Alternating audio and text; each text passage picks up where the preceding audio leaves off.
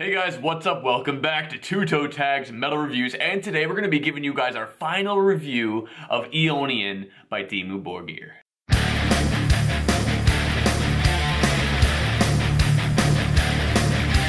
So I'm going to open up the floor and talk about how I thought of this album after one whole week of listening to it on and off, constantly going through this album, and I think what this album did great was atmosphere building. And this is not a foreign concept for Dimmu Borgir. They've always been such a large scale, presence in their music.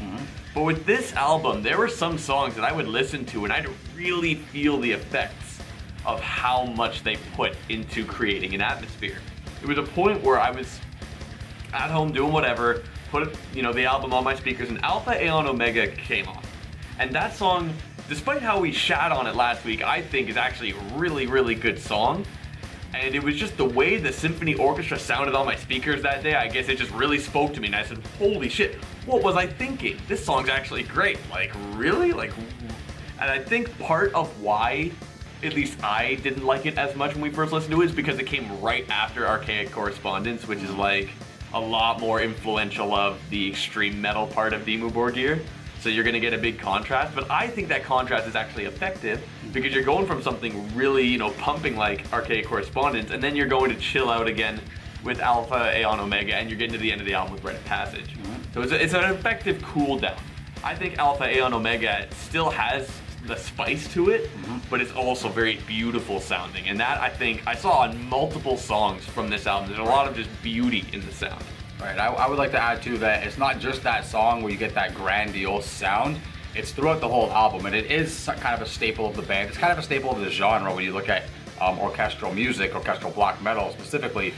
You get this very large sound because you got so many instruments all happening at once, the choirs and the orchestra and the band themselves. You get a very full sounding, piece of music. It's very well written, very well performed, and they did it very well on here, which is not something that surprises me because that's something that they do well. But I just want to make that a point, that it's not just that one song. The whole album has that vibe. Yeah, absolutely. And another song that has an even more intense effect on the layering of instruments is Council of Wolves and Snakes. Near the end of that song, you're hearing so many different things, and even just small sounds. Like at the end, you're hearing I think bongos or something. You're hearing more kind of, you hear rattles. Like a kind of rattling chain or something happen. It's not even that much, but you hear it, and there's just so much impacting you from different sides. So chanting going on. Exactly. So not only is there the symphonic elements of bringing all that space, there's also in that song a lot of just different stuff that is constantly getting at you. Every void is full. Exactly. Like everywhere there might be a void of sound, they put something in there and filled it up with something. And although that kind of sounds like a bad thing, they make it work very well. They do. Now, if I were to have any issues with this album, a lot of the songs are really fun to listen to and have such pounding moments, but, I really don't feel like any of the songs are really shooting up to the sky. Like, these songs are really good, but they're not on like a incredible level of good. Yeah. Throughout the week, there were some songs where I'm like, holy shit, this is great. But then, a day later, I'd be like, okay, well, I kind of like this one instead. Like, it would constantly be up and down with me. So, it's really hard to define exactly what about the songs doesn't make them shoot up to, amazing level. I agree with what you mean, though, because I found the same thing. Like, I'm listening to these songs, and I'm like, okay, this is, really well written. It's really well structured. It's really well performed. And, despite what a lot of people are saying, that this is a different sound for Dimmu Borgir or something like that, I disagree. I think this falls very much in line with stuff that we've, known to recognize from this band. I find this whole album suits their style very much. But it's hard for me to find songs or moments that went above and beyond, or to the point where I was like, yes, I gotta listen to that song again, or I gotta add that to my playlist or anything like that. Nothing, there was no spark, right? Yeah. There was a lot of really cool stuff, but nothing really, like you said, just shot up above and beyond, which is a little bit, I shouldn't say a little bit, it's actually a big disappointment for me, because I was hoping that this album would really blow me away. After such a long wait for an album from this band, I was really hoping that there'd be a few tracks on here that I was like, yes, that's what 8 years of waiting gets you. That's it. But there wasn't. I didn't get that moment at all. Now there's certain parts, certain songs where I'm like, ah, okay, you know, there's a little bit of flair there, there's a little bit of spice there. It's not really enough to grasp you. Exactly, it's not enough, and it's just like a little part in the songs here and there, right? Like the main groove, one of the main grooves in Archaic Correspondence, really love that. The keyboard melody on top of the rhythm section, really cool. Council of Wolves and Snakes, just the vocal styling when he's doing the chorus, I really love. You know, just little things here and there. The guitar tone in Council of Wolves and Snakes, I love it. I love that as well. But it's just not enough to bring any individual song to this level where I go, that song's freaking awesome. I'm adding that to my playlist or anything like that. So it's good, but there's a little bit holding it back. Another thing I'd like to make a note on, you mentioned, you know, the keyboard sound in Archaic Correspondence. That's a keyboard sound you hear multiple times through the album, like the same tone. I love it. I could not get enough of that keyboard. Like every time I hear it, oh my god, yes, this is incredible sound. We did talk about that throughout the week, and I listened to it, and I noticed it too. But I don't think it's anything much different than past albums. Like I'd have to go back and listen to past albums to really get a refresher on the memory, but I'm pretty sure that keyboard tone is at least close, if not exactly the same as stuff that they've used in the past. Yeah. So I think it's one of those things like, once they found something that they liked that suited their style, they stuck with it. But I do agree with you that it's a very consistent sound. They don't change it up, they don't change their tones, they don't change their sound effects or anything like that too much to the point where each song sounds different. It's all a very nice package. Yeah, and it's not repetitive, like overly repetitive either. You are hearing the keyboard over and over in similar tones, but it doesn't feel like, oh, this again. It's still fresh. How'd you feel about the use of orchestra? Because in the first impressions video, we talked about the orchestra being a little bit too forefrontal, a little bit too pushed, too forced on this album, on our first impressions anyway, but... The mentality I started to adopt when I was listening to this album throughout the week, which was like, okay, what about the atmosphere? What kind of picture are these guys trying to paint in my head? I started to appreciate the orchestra so much more with that in my head, because like the orchestra, of course, is doing so much of the atmospheric work throughout this album.